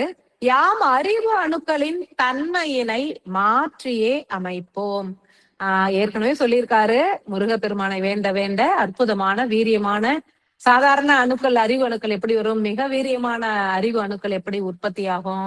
சில பேர் வந்து முருகப்பெருமானே தெரியாதவங்க இருக்கலாம், வெவ்வேறு நாட்டினர்கள் இருக்கலாம். அவங்க எல்லாம் எப்படி பண்ண முடியும்னா, அவங்க எனக்கு அறிவு வேணும் அப்படின்னு பிரார்த்திக்கும் பொழுதே முருகப்பெருமான் ஆற்றலை அதிக அளவுல கொடுப்பாரு. இல்லாட்டியும் எல்லாருடைய தலைமை சுரபியும் முருகப்பெருமானாக தான் இயங்கி கொண்டு இருக்கிறது அப்படிங்கிறதா அவர் குறிப்பு. எல்லாருமே ஞான பிரார்த்தியுங்கள். புற வாழ்க்கைக்கு அது வேணும் இது வேணும் பிரார்த்தனை செய்யலாம் தான். அது பிரார்த்தனை செய்ய செய்ய முருகப்பெருமான் உதவுவார். அவர் வந்து முருகராக இருந்து உதவுறாரு. அந்த மாதிரி ஆறுமுகனாக அவரே சுப்பிரமணியராக இருக்கும் பொழுது நமக்கு வந்து நல்ல வேற விதமான, அதாவது புற தேவைகள் ரொம்ப ரொம்ப அதிமுக்கியமாக இருக்கக்கூடிய தேவைகள், இது வந்து இதை நிறைவடைஞ்சாதான் நம்ம அடுத்த லெவலுக்குள்ள போக முடியும்ன்ற மாதிரி இருந்தா அதுக்கு வந்து உதவி செய்யறாரு. ஞான தண்டாயுதபாணி ஞானத்தினை வேண்டுபவர்களுக்கே தனது பூரண ஆற்றல்களை பொழிகிறார். அப்ப எந்த மாதிரி அவங்கள தெய்வங்கள் பல ரூபங்கள்ல, முருகப்பெருமானுக்கே எத்தனை இவ்வளவு பேரு, சண்முகம், ஆறுமுகனார், சுப்பிரமணியன், எப்படி ஞான தண்டாயுதபாணின்னும் பொழுது பாருங்களேன், நம்ம எந்த அந்த நாமத்திலேயே அந்த இறைவனின் தன்மை, அதாவது முருகப்பெருமான் எல்லாம் கொடுக்கிறாரு. இப்ப இந்த பக்கம் நவரத்தினங்கள் வச்சிருக்காரு, அப்படியே தங்கம் வச்சிருக்காரு, எல்லா விதமான ஆற்றல்களும் வச்சிருக்காரு, சின்ன சின்ன விஷயங்களும் வச்சிருக்காரு, மிகப்பெரிய விஷயங்களும் வச்சிருக்காரு, கடை விரிச்சா மாதிரி எல்லாத்தையும் வச்சிருக்காரு. நாம போய் என்ன எடுத்துக்கிறோம், அப்படி அவங்க கிட்ட என்ன கேட்டு வாங்குறோம் அப்படிங்கிறது யாரு? அவரு எதை கேட்டாலும் கொடுங்க. அவங்க எல்லாம் இறைவன் இல்லையா? நீ என்ன கேட்டாலும் கொடுப்பாங்க. ரொம்ப நல்லதை கேட்கிறானா கெட்டதை கேட்கறாங்க, ரொம்ப உருகி உருகி பிரார்த்தனை பண்றாங்க, கொடுத்துருவோம். அது வந்து தெய்வத்தினுடைய தன்மை இல்லையா? அப்ப கேட்கிற நாம எப்படி இருக்கணும் இல்லையா?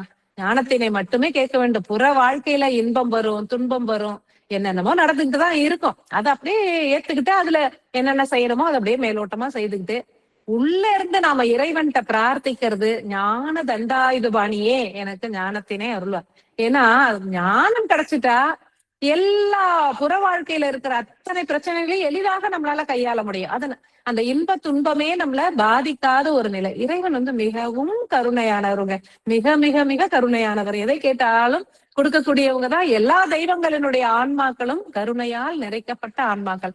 சத்குரு அகத்திய மகரிஷிகளாகட்டும், விநாயக பெருமான் ஆகட்டும், முருகராகட்டும், எந்த தெய்வத்தை எடுத்துக்கிட்டாலும் அவங்க கிட்ட என்ன அறிவு அணுக்கள்லயே விதவிதமாக ப்ரொடியூஸ் பண்ணக்கூடிய ஒரு அற்புத ஆற்றலாக முருகப்பெருமான் வந்து காட்சி கொடுக்கிறாரு.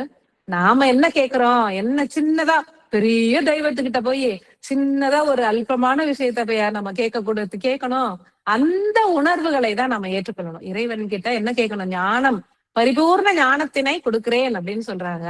அதை தானே நம்ம வேண்டி கேட்கணும். அதனால எல்லாருமே ஞானத்தினை வேண்டி பிரார்த்தனை புரியுங்கள் அப்படின்னு முருகப்பெருமான் அவருடைய அருள் உரையிலேயே நம்மள வேண்டி கேட்கிறார். ஞானத்தை கேளுங்கப்பா, சும்மா புற வாழ்க்கையை கேட்டுட்டு இருக்காதீங்க, காலம் இல்ல, முழுமையான ஞானத்தை பெற்று எல்லாரும் கரை சேருங்கள் அப்படின்னு குறிப்பிடுறாரு.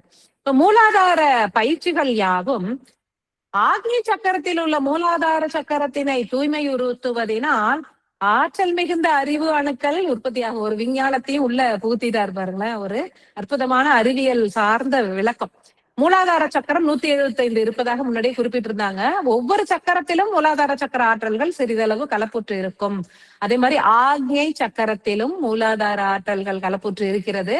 அப்ப ஆக்ஞை சக்கரத்துக்கு கீழே அருகிலே இருக்கக்கூடிய அந்த தலைமை சுரபியில மூலாதார ஆக்ஞை சக்கரத்தில் உள்ள அந்த மூலாதார சக்கரமும் நமக்கு தூய்மை அடைகிறது. இந்த மூலாதார பயிற்சிகளை ஏற்பதினால எல்லா விதமான மூலாதார சக்கரமும் தூய்மை அடைவதனால, ஆக்ஞை சக்கரத்தில் உள்ள மூலாதார சக்கரமும் தூய்மை அடைவதனால அற்புதமான அறிவு அணுக்கள் பெருகும். தலைமை சுரபியாக முருகப்பெருமான் வீட்டிலிருந்து ஞான தண்டாயுதபாணி அற்புதமான வீரியமான அறிவு அணுக்களை வந்து அவர் வந்து உற்பத்தி செய்வேன், நான் உற்பத்தி செய்யறேன் அப்படின்னு குறிப்பிட்டிருக்காரு. வீரியமான அறிவு அணுக்கள் உற்பத்தி ஆனால் என்ன நடக்கும்? வீரியமான அறிவு அணுக்கள் வந்து தேவையற்ற பதிவுகளை ஏற்காது. நம்ம எதையாவது பார்த்து ஆசைப்பட்டா கூட இதெல்லாம் உனக்கு வேண்டாம், வேலையை பாருன்னு உள்ள இருந்தே நம்ம அறிவே சொல்ல துவங்கிடும். இதெல்லாம் நமக்கு தேவையில்லை, நம்ம வேற நல்ல விஷயத்த பார்க்கலாம் அப்படின்னு உணர்வுகள் நமக்கு தூண்ட துவங்கும். ஞான அணுக்கள் மலர்வதற்கும் இவை வீரியமான அறிவு அணுக்கள் பெருக துவங்கிடுச்சுன்னா, அது சின்ன சின்ன விஷயத்தெல்லாம் காமிச்சுன்னா இதெல்லாம் வேண்டாம், இதெல்லாம் எனக்கு வேண்டாம், எனக்கு இன்னும் பெருசா வேணும், எனக்கு இன்னும் பெருசா வேணும்னு அந்த அறிவு அணுக்கள் கேட்கும். அதனால என்ன ஆகும்னா, நமக்குள்ள இருக்கக்கூடிய ஞான அணுக்கள்லாம் மலர துவங்குமா. ஏன்னா அப்பேற்பட்ட பெரிய பெரிய விஷயத்தை வந்து உள்ள இருந்து ஞான மார்க்கத்துல அது வெளிப்படுத்த அறிவு அதை ஏற்க துவங்க. இதைத்தான் நான் எதிர்பார்த்தேன் அப்படின்னு சின்ன சின்ன விஷயங்களை எல்லாம் விடுத்துட்டு பெரிய பெரிய விஷயங்களை ஏற்க துவங்கும். ஞான அணுக்கள் மலரும். ஞான அணுக்கள் வந்து, அதாவது அறிவை வந்து ஏற்றுக்கொண்டால் தானே அந்த ஞான அணுக்கள் மலர்ந்து அற்புத ஞானத்தை கொடுக்க துவங்கும். அறிவு வந்து சின்ன சின்ன விஷயத்திலேயே புறத்திலே சரி எவ்வளவு நேரம் தான் வெளியில சுத்திட்டு வரையோ, வா பாக்கலாம் அப்படின்னு அதுவும் காத்துட்டு இருக்கு. எப்போ நம்ம அந்த ஞானத்தினை வேண்டி இறைவன்கிட்ட பிரார்த்திக்கணும். இறைவனை உணர்வதற்கும் பிரபஞ்சத்தை உணர்வதற்கும் நம்ம பிறவாத நிலையை ஏற்பதற்கும் நம்ம அந்த மாதிரியான கேள்விகளை கேட்க துவங்கும் பொழுது அது எப்ப கேட்போம்? இந்த வீரியமான அறிவு அணுக்கள் உற்பத்தி ஆனால்தான் நம்மளால அதை கேட்க முடியும். அதனால நன்றாக ஞான தண்டாயுதபாணியை பிரார்த்தனை செய்து ஞான அணுக்கள் பெருக வேண்டும்னு பிரார்த்தனை செய்து அதன் மூலமாக நமது ஞான அணுக்களை, வீரியமான அறிவு அணுக்களை உற்பத்தி செய்து ஞான அணுக்களை மலரச் செய்து கொள்ளுங்கள். உங்களுக்குள்ள இருக்கக்கூடிய இறைவனே, உங்களுக்குள்ள இருக்கக்கூடிய ஞானமே உங்களது உணர்வின் மூலமாக அறிவினை தீண்டி இதுதான் இதுதான் இதுதான் நம்மளுக்கு எல்லாத்தையுமே புரிய வைக்கும் அப்படின்னு ஐயா வந்து குறிப்பிடுறாரு. முதலில் புற தேவைகள் குன்றத்துவங்க. இந்த வீரியமான அறிவு அணுக்கள் பெருகினால் ஞானம் வேண்டும், ஞான தண்டாயுதபாணியே ஞானம் கொடு அப்படின்னு பிரார்த்திக்க பிரார்த்திக்க வீரியமான அறிவு அணுக்கள் நமது தலைமை சுரபியிலிருந்து உற்பத்தி ஆகும் சொல்றாங்க இல்லையா. அது என்ன செய்யும்னா, முதல்ல புற தேவைகள் எல்லாத்தையும் குன்ற செய்திடுமா. புற தேவைகள் பாத்தீங்கன்னா ஒரு தொடர்ந்து ஒரு வருஷம் அப்படியே வேண்டிக்கிட்டே இருக்கும்னு வைங்களேன். போன வருஷம் இருந்ததுக்கும் இந்த வருஷம் இருந்ததுக்கும் அவ்வளவு வித்தியாசம் இருக்கும். போன வருஷம் நம்மளுடைய தேவைகள்லாம் என்னவா இருந்தது நம்ம யோசிச்சு பார்த்தாலே தெரியும். என்னெல்லாம் நம்ம ஆசைப்பட்டோம், எதெல்லாம் அடையறதுக்கு போராடினோம். இப்ப நம்ம புற தேவைகள் எந்த அளவுக்கு குன்றி இருக்கு அப்படிங்கறத நம்மளால உணர்ந்துக்க முடியும் அப்படின்னு சொல்றாரு. உங்களுடைய அகத்தேவைகள் பெருகி இருக்கும், புற தேவைகள் குன்றி இருக்குமா, அகத்தேவைகள் பெருகி இருக்கும். அதை நீங்க கண்டிப்பாக பார்க்க முடியும் அப்படின்னு சொல்றாரு. ஆனா இந்த படிநிலைகளிலெல்லாம் உயர வேண்டும் என்றால் கால நேரமும் வேண்டும், காத்திருக்க வேண்டும். தேவைகள் அற்ற நிலை உருவாகும் வரை, அதாவது புற தேவையும் இல்ல அகத்தேவையும் வேண்டாம், எதுவுமே வேண்டாம் அப்படின்னு ஒரு நிலை உருவாகும்ல, அது வரைக்கும் நீங்க காத்திருக்கணும். அதுக்காக முயற்சிகளை மேற்கொண்டு தொடர் செயலை ஏற்க வேண்டும். இன்னைக்கு வந்து நம்ம ஒரு விதையை நட்டுட்டு நாளைக்கே அதுல பழம் பழுக்கணும் அப்படின்னா முடியாது இல்லையா. அந்த காலம் கழியிற வரைக்கும் நம்ம தொடர்ந்து செய்யுங்க. ஞான அணுக்களுக்காக, வீரியமான அறிவு அணுக்களுக்காக பிரார்த்தனை புரியுங்கள். ஞான அணுக்கள் மலர துவங்கும். மெல்ல மெல்ல புற தேவைகள் குன்றும், அகத்தேவைகள் அதிகரிக்கும். அந்த அகத்தேவைகளும் ஒரு காலத்தில் குன்றும். தேவைகளற்ற ஒரு அற்புத நிலை வந்து நமக்கு உருவாகும் அப்படின்னு வந்து அவரு குறிப்பிடுறாரு. ஒரு மண்டல காலம் இந்த பயிற்சிகளை நீங்கள் ஏற்றுக்கொண்டால் தேவைகள் குன்றும், தேவைகளினுடைய வீரியமும் குன்றும், சில பல தேவைகள் நிறைவேறி இருப்பதனையும் பார்க்கலாம் அப்படின்னு சொல்றாங்க. சில தேவைகள் வந்து நம்ம போன வருஷம் இருந்ததுக்கும் இந்த வருஷம் நிறைவேறி இருக்கு இல்லையா? ஆமா இல்ல, அதெல்லாம் நினைச்சோம், இது நடந்துச்சு, இது நினைச்சோம், இது நடந்துருச்சு, இது கிடைச்சிருச்சு அப்படின்னு சில தேவைகள் நிறைவேறி இருக்கிறதையும் நீங்க பார்க்கலாம் அப்படின்னு குறிப்பிடுறாரு. கோபம், பயம் போன்ற தீய உணர்வுகள் குன்றி இருப்பதனையும் பார்க்கலாம். ஏன்னா மூலாதார சக்கரத்துல தானே கழிவுகள்லாம் தேங்கி இருக்கு. அது எல்லாமே குன்றி இருக்கும். அன்பு மேலோங்கி இருக்கும். உணர்வுகளில் உருவாகும் மாற்றங்கள் தான் ரொம்ப அதிமுக்கியம். உங்க உணர்வுகள்ல எப்படி ஒரு தன்மை, ஒரு சாஃப்ட்னஸ் அது உருவாகி இருக்கும். நம்ம குணநலமே ரொம்ப சாஃப்ட் ஆகி இருக்கிறத நம்மளால பார்க்க முடியும் அப்படின்னு சொல்றாரு. இந்த பயிற்சியின் பலனாக இன்னொரு அற்புதமான விஷயம் என்ன நடக்கும்னா, குருதியில் வெள்ளை அணுக்கள் அதிக அளவுல பெருகும் அப்படின்னு சொல்றாரு. அதுக்கு மேல பாதரச ஆற்றல் வந்து உடல்ல அதிகரிக்கும். இறை லயமும் இறைவனின் மீதான அந்த ஈர்ப்பு சக்தியும் நமக்கு பெருகி இருக்கும். இதெல்லாம் மூலாதார சக்கரம் தூய்மை உற்றாலே இவ்வளவு நடக்குது. எல்லா சக்கரங்களும் தூய்மை உற்று எல்லாம் விரிந்து செயல்புரிந்து எவ்வளவு அற்புதமான விஷயம் பாருங்க. இந்த மண் குருதி விண்குருதியாக உருமாறிட அனைத்து சக்கரங்களும் வீரியமாய் இயங்க வேண்டும். வள்ளல் பெருமான் சொன்ன மாதிரிதான் அந்த அருள் ஒளி அப்படின்னு சொல்லக்கூடிய அந்த விண் குருதி, அற்புதமான ஒளி சக்தி நமக்கு உடம்புல கலந்து கலந்து இந்த மண் குருதின்னு சொல்லக்கூடிய இந்த உடலில் இருக்கக்கூடிய குருதியை வந்து மாற்றி அமைப்பதற்கு எல்லா சக்கரங்களும் வீரியமாக நன்றா தூய்மையுற்று வீரியமாக இயங்க வேண்டும். அப்படி இருந்தாதான் உங்களுக்கு இந்த அற்புதமான சக்தி கிடைக்கும் அப்படின்னு வந்து குறிப்பிட்டிருக்காரு. அனைத்து சக்கரங்களும் ஒன்றோடு ஒன்று இணைந்து ஒற்றை மூல ஆற்றலாக உருக்கொண்டால் நன்று. ஆழ்ந்த தியானமும் மனமற்ற ஏகாந்த நிலையும் எளிதினில் சித்திக்கும். என்ன சொல்றாரு அப்படின்னாக்கா, இந்த சக்கரங்களை எல்லாம் தூய்மை உறுத்தி எல்லா சக்கரங்களும் நன்றாக விரிந்து செயல் புரியணும் ஃபர்ஸ்ட். அதுக்கப்புறம் என்ன ஆகும், எல்லாமே ஒடுங்கி ஒற்றை நேர்கோட்டினில் நிலைக்க வேண்டும். அந்தந்த இடத்துல வந்து எல்லாமே ஒடுங்கிடணும். எல்லா சக்கரங்களும், எல்லா தேவைகளும் குன்றிடுது. அக தேவையும் இல்ல, புற தேவையும் இல்ல, அப்படியே இறை லைஃப்ல இருக்கிறோம் போது எல்லா சக்கரங்களும் ஒடுங்கி ஒற்றை நேர்கோட்டில் நிலைத்திருக்கும். அது வரைக்கும் நம்ம எல்லா பயிற்சிகளும் ஏற்றுக்கொண்டே இருக்க வேண்டும். ஈஸியா நம்மளுக்கு ஆழ்ந்த நிலையும் ஏகாந்த நிலையும் எளிதினில் கிடைக்கும் சொல்றாரு.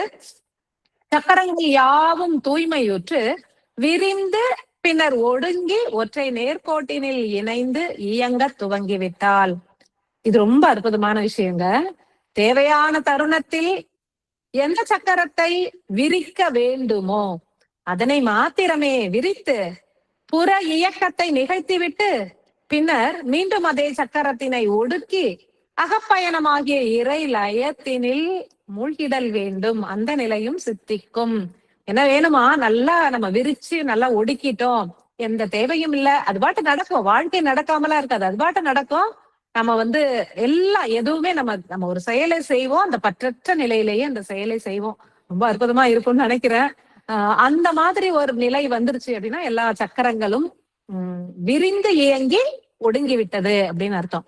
ஆனாலும் ஏதாவது ஒரு தேவை ஏற்படும் பொழுது எந்த சக்கரத்தினை விரித்தால் நாம் ஏற்றுக்கொண்டிருக்கிற பணி சிறப்பாக நடைபெறும் அப்படிங்கறதெல்லாம் நமக்கு உணர்த்தப்படும். நம்மளுக்கே தெரிஞ்சிடும், எல்லாமே நமக்குள்ள இறைவன் நமக்குள்ள உணர்த்தி இருப்பாரு. நம்ம சக்கரத்தை விரித்து ஒடுக்கிட்டாலே பூரண ஞானம் கிடைக்கும் இல்லையா? அப்ப இப்போ ஒரு வேலை இருக்கு, ஏதோ புறத்தில் ஒரு வேலை இல்ல அகத்தில் ஒரு வேலை, ஏதோ ஒண்ணு செய்யணும் அப்படின்னா எந்த சக்கரத்தை இயக்கி அதில் இருக்கக்கூடிய எந்த ஆற்றலை ஏற்றுக்கொண்டால் நமக்கு இந்த பணி சிறப்பாக நடைபெறும் அப்படிங்கிறது நமக்குள்ள உணர்த்தப்படும். அப்ப அந்த எப்படி இருக்கும் பாருங்களேன். இப்ப ஒரு 7 டோர் இருக்கு, எந்த டோரை திறந்து எதுக்குள்ள போய் எந்த சாமானம் நம்ம ஒவ்வொரு ரூமுக்குள்ளயும் என்ன இருக்குன்னு நமக்கு தெரியும். சோ எந்த சாமான் வேணுமோ அந்த டோரை திறந்து அந்த ரூமுக்குள்ள போய் அந்த சாமானை எடுத்துட்டு வந்துட்டு திருப்பி அந்த டோரை மூடிடுற மாதிரி ரொம்ப எளிதா இருக்க மாதிரி ஒரு அற்புதமான நிலையை சொல்றாரு. இதெல்லாம் எவ்வளவு அற்புதமா இருக்கும், இதெல்லாம் நடந்தா எவ்வளவு நல்லா இருக்கும் அப்படின்னு நினைக்க தோணுது. அதற்கான பயிற்சிகளை தொடர்ந்து செய்வோம். கண்டிப்பாக இறை அருள் வந்து நமக்கு அதுக்கு பூரணத்துவமான ஆற்றல்களை கொடுக்கும். எல்லா சக்கரங்களும் தூய்மையுற்று எல்லாம் விரிந்து இயங்கி பின்னர் மீண்டும் ஒடுங்க ஒடுங்க மனமானது ஒடுங்க துவங்கும். சக்கரங்கள் ஒடுங்கினால் தேகம் ஒடுங்கும், மனம் ஒடுங்கும், உயிர் ஆன்மாவோடு கலப்புறம். ரொம்ப அற்புதமான ஒரு வாழ்க்கை வந்து நமக்கு கிடைக்கும். பெரிய ஆனந்தமான வாழ்க்கையாக அது இருக்கும். நம்ம நினைக்கிற ஆனந்தத்தை எல்லாம் காட்டிலும் அது எப்பேற்பட்ட ஆனந்தமாக இருக்குமோ தெரியல. ஆனந்தமாக வாழ முடியும். நம்ம வந்து ரொம்ப ஏதோ பெருசா எதுவுமே பயந்துக்க வேண்டாம். அது ரொம்ப அற்புதமான ஒரு அப்படி இருக்கும்ன்றது என்னுடைய கற்பனை. அது எப்படி இருக்கும்னு தெரியாது. அந்த மாதிரியான ஒரு ஆனந்தமான வாழ்வு எல்லாருக்கும் கிடைக்கணும் இறைவா. இதுதான் நம்மளுடைய பிரார்த்தனை. ரொம்ப ரொம்ப அற்புதமாக முருகப்பெருமான அருளுரையில கடைசியில முடிக்கும் பொழுது இது எப்படி சொல்றாருன்னா, ஆமை போன்று அப்படின்னு சொல்றாரு. ஆமை என்ன செய்யுது? வேணுங்கும் பொழுது தன்னுடைய தேகத்தை வெளிப்படுத்தி கொண்டு நகருது, வேலை செய்து எல்லாம் பண்ணுது. ஏதாவது ஒரு வேண்டாத நேரத்திலயோ இல்ல ஏதாவது ஒரு டேஞ்சர் வருது, யாராவது வராங்க அப்படின்னா டக்குன்னு எல்லாத்தையும் உள்ள சுருக்கிக்குது. வெறும் ஓடுதான் இருக்குது மேல. ஒண்ணுமே ஏதாவது ஒரு வேற ஒரு விலங்கினம் கூட அதை அடிச்சு உடைக்க முடியாது. அந்த அளவுக்கு ஸ்ட்ராங்கான ஓடு. உள்ளுக்குள்ள அது ஒடுங்கிடுது இல்லையா? அந்த மாதிரி தேவையான தருணத்தில் சக்கரங்களை விரித்து செயல்புரியுங்கள். நல்ல தேகத்தை கொண்டு என்ன வேலை செய்யணுமோ, அக வேலையோ புற வேலையோ இறைவனை சார்ந்த வேலையோ மற்ற வேலையோ செய்து முடிங்க. திருப்பி ஆமை வந்து ஓட்டுக்குள் ஒடுங்குவது போல ஒடுங்கி அமைதியா இருங்க அப்படின்னு, இது மாதிரி இது நடக்கும் அப்படின்னு சொல்லி அதுல குறிப்பிட்டிருக்காரு. அது அவர் குறிப்பிட்ட அனைத்தும் அனைவருக்கும் நடக்க வேண்டும் என்று ரொம்ப ஞான தண்டாயுதபாணியை வந்து பணிந்துருகி வேண்டிக்கிறேன். இது கண்டிப்பாக நடக்கணும். அந்த மாதிரி ஒரு அற்புதமான அருளுரையை ஐயா கொடுத்திருக்காரு. அதை கேட்கும் பொழுது இன்னுமே உங்களுக்கு எந்த ஒரு அருளுரையை கேட்டாலும் ஏதோ ஒரு வேலை செஞ்சுட்டே கேட்காதீங்க. நல்ல உணர்வு நிலையில அழகா உட்கார்ந்து அமைதியா உட்கார்ந்து எந்த நேரம் உங்களுக்கு அமைதியா கிடைக்குதோ அந்த அருள் உள்ள உரையை அப்படியே கேட்டீங்கன்னா அதுவே உள்ள போய் அதுவே என்ன வேலை செய்யுமோ அதை செஞ்சிரும் அப்படின்னு அகத்தியரையா நம்மளுக்கு சொல்லியிருக்காரு. அது புரியுதோ புரியலையோ அது உள்ள போனா அது யாருக்கோ கொடுக்கப்பட்டது, உள்ள இருக்கிற அணுக்களுக்கு கொடுக்கப்பட்ட செய்தி. அது வந்து இறைவன்டேந்து வந்த அந்த சிக்னலை ஏற்றுக்கொண்டு இப்படி செய்ய சொல்றாங்கன்னா அது பாட்டுக்கு அது வேலை செய்ய ஆரம்பிக்கும். ரொம்ப அற்புதமான நிலையாக இது இருக்கும். அந்த 3 தெய்வங்கள் இன்னைக்கு வந்து அற்புதமான அருளுரையை நமக்கு வழங்கியிருக்காங்க.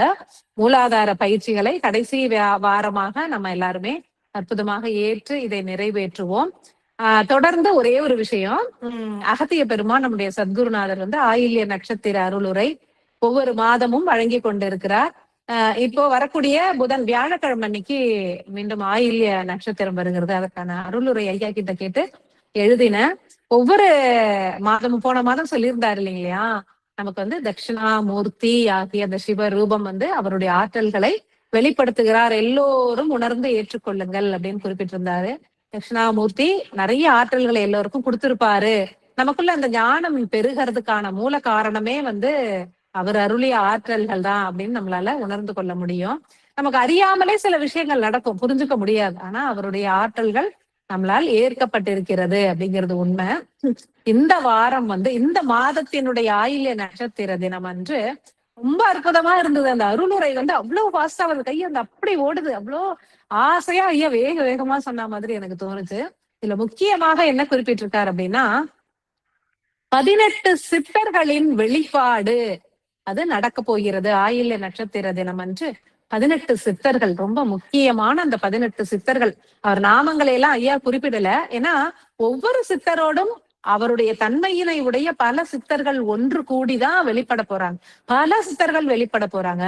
18 சித்தர்களும் வெளிப்பட்டு, ஏன்னா ஐயா பாதாளம் நோக்கி பூமி கிரகத்துக்குள்ள போய் நிறைய வேலை பண்றாரு இல்லையா, நல்ல ஜீவ சமாதிகளில் இருக்கக்கூடிய அற்புதமான பல ஆற்றல்கள் வந்து வெளிப்பட போகிறது. 18 சித்தர்களும் வெளிப்பட்டு இன்னும் அறியாமையில் இருக்கிறார்கள், ஞானப்பாதைக்கே வராம இருக்காங்க இல்லையா, அவங்களுக்கெல்லாம் எப்படி அவர்களை ஞானப்பாதையிலே ஏற்றுக்கொண்டு வருவதற்கு நாம என்ன செய்யணுங்கிற மாதிரியான அறிவுரைகளை எல்லாம் அவங்க கொடுப்பாங்க அப்படின்னு சொல்லியிருக்காங்க. 18 சித்தர்களும் அறியாமையில் இருப்பவர்களுக்கு நல்ல விஷயங்களை வந்து எடுத்து கூறுவார்கள், அதுக்கான செயல்பாடுகளை ஏற்க போகிறார்கள் அப்படின்னு குறிப்பிட்டிருக்காரு. 18 சித்தர்களையும் நாம எப்படி வரவேற்கணும்னா 18 தீப சுடர்களை பொருத்தி அவர்களை வரவேற்று, சுத்தமா அறியாமையில இருக்காங்க, ஒண்ணுமே தெரியல, பிறவாமையும் பத்தியும் தெரியல, அன்பை பத்தியும் தெரியல, இறைவனை பத்தியும் தெரியல, ஏதோ ஒண்ணு அவங்க பாட்டு ஏதோ சாப்பிட்டு வாழ்ந்துட்டு இருக்காங்க. அப்படிப்பட்ட ஜீவன்களையும் விளைவித்து அருளுங்கள் அப்படின்னு ஒரு பிரார்த்தனை நம்ம வைக்கணும். அதாவது 18 சித்தர்களை நம்ம வரவேற்று போற்றினாலே போறோம், அவங்க வந்த வேலையை அவங்க செய்துடுவாங்க. நம்ம எல்லோருமே 18 தீப சுடர்களை, அதாவது அன்னைக்கு வியாழக்கிழமை, அதாவது நடுராத்திரி 12 மணில இருந்து அந்த நாள் ஃபுல் டே மிட் நைட் 12 வரைக்கும் அப்படியே ஃபுல்லா ஆயில்ய நட்சத்திரம் இருக்குன்னு பார்த்தேன். அந்த தினத்துல வெடியற் காலையிலயோ அல்லது மாலை பொழுதுலயோ ஒரு 18 விளக்குகளை ஏற்றி 18 சித்தர்களையும் வரவேற்று போற்றி துதித்து அவர்களுடைய வருகை ரொம்ப அற்புதமான மாற்றங்களை உருவாக்க வேண்டும். ஒவ்வொரு மனிதர்களும் அறியாமையிலிருந்து விலகி எல்லோரும் அன்பினை பெருக்கி எப்படி இறைவன் அவங்கள அழைச்சிக்கிறாரோ அந்த அளவுக்கு அவங்க ஆற்றல்களை பெற்று ஒவ்வொருவரும் கரை சேர வேண்டும் அப்படிங்கிற பிரார்த்தனையோட இந்த அருளுரையை நீங்க கேளுங்க. இன்னொன்னு என்ன சொல்றாருன்னா, மறுநாள் தட்சிணாயன புண்ணிய காலம் உதிக்கிறது அப்படின்னு சொல்றாரு. ஆடி 1ஆம் தேதி வருது, வெள்ளிக்கிழமை, ஆடி மாதம் பிறக்கிறது. தட்சிணாயன புண்ணிய காலம் உதிக்கிறதுனால அந்த 18 சித்தர்களும் அன்றிலிருந்து இயங்க துவங்குவார்கள். 18 மாதங்களுக்கு ரொம்ப தீவிரமா இயங்கி நிறைய விஷயங்களை இந்த பூமிக்கு கொடுக்க போறாங்க அப்படின்னு குறிப்பிட்டிருக்காரு. என்ன மாதிரி விஷயங்கள், என்ன செயல்பட போறாங்க, அதை பத்தி எல்லாம் எதுவும் சொல்லல. அதனால நமக்கு இப்போ என்ன செய்யணும் அப்படின்னா, இந்த அருளுரையை கேட்டுட்டு செய்யுங்க. வியாழக்கிழமை இந்த புதன்கிழமையும் உங்களுக்கு அருளுரை பகிரப்பட்டாலும் அதை எப்படி செய்ய சொல்றாரு, நல்ல தீர்க்கமாக அதை கேட்டுட்டு வியாழக்கிழமை அன்னைக்கு காலையிலயோ சாயந்தரமோ ஒரு 18 அகல் விளக்குகளை ஏற்றி 18 சித்தர்கள், அவங்க நாமங்கள் வெவ்வேறாக இருக்கலாம், அவங்கள நம்ம வழிபட்டு துதித்து போற்றி அவங்களுடைய அருள் பூரணமாக இந்த பூமிக்கு கிடைக்க வேண்டும். அவங்க அவங்க எழுச்சி விடுற ஒரு காலம்ன்றாங்க. அவங்க எழுச்சி விடக்கூடிய ஒவ்வொரு சித்தர்களும், அவர்களோடு இணைகின்ற எண்ணற்ற சித்தர்களும், இந்த பூமியில் வாழ்கின்ற ஒவ்வொரு ஜீவன்களுக்கும் நல்ல பூரண ஆற்றல்களை பகிர வேண்டும் அப்படிங்கிற ஒரு பிரார்த்தனையோட ஒவ்வொரு சித்தர்களையும் வரவேற்று போற்றி துதித்து மனமுருகி அழைக்க வேண்டும். வாங்க வாங்க, உங்களுடைய வரவு நல்வரவாகட்டும் அப்படின்னு உலமாற நம்மலாம் அழைக்கணும் அப்படின்னு ஒரு அற்புதமான விஷயத்தை அகத்தியரைய குறிப்பிட்டிருக்காரு. அதனால வரக்கூடிய இந்த வியாழக்கிழமை ஆயில்ய நட்சத்திர தினம் அன்று நாம 18 சித்தர்களுக்கு 18 விளக்குகளை பொருத்தி உலகத்தில் உள்ள ஒவ்வொரு ஜீவனும் விடுபடுவதற்கு குறித்தான ஆற்றல்கள் இவங்க மூலமா கிடைக்கட்டும் நல்ல பிரார்த்தனை புரிவோம். அதுக்கு மறுதினமாகிய ஆடி 1 தட்சிணாயன புண்ணிய காலம் வெள்ளிக்கிழமையில இருந்து அவங்க ஆற்றல்கள் பெருக துவங்கும் அப்படின்னு குறிப்பிட்டிருக்காங்க. அந்த அருளுரைய நல்லா கேளுங்க. எல்லாருக்கும் சொல்லுங்க முடிஞ்ச அளவுக்கு. யாரெல்லாம் ஃபாலோ பண்றாங்களோ, யாருக்கெல்லாம் இஷ்டம் இருக்கோ அவங்களாம் செய்யட்டும். ஒரு 18 விளக்குகளை ஏற்றி வைத்து அன்னைக்கு வியாழக்கிழமை அன்னைக்கு 18 சித்தர்களை போற்றி வணங்க சொல்லுங்க.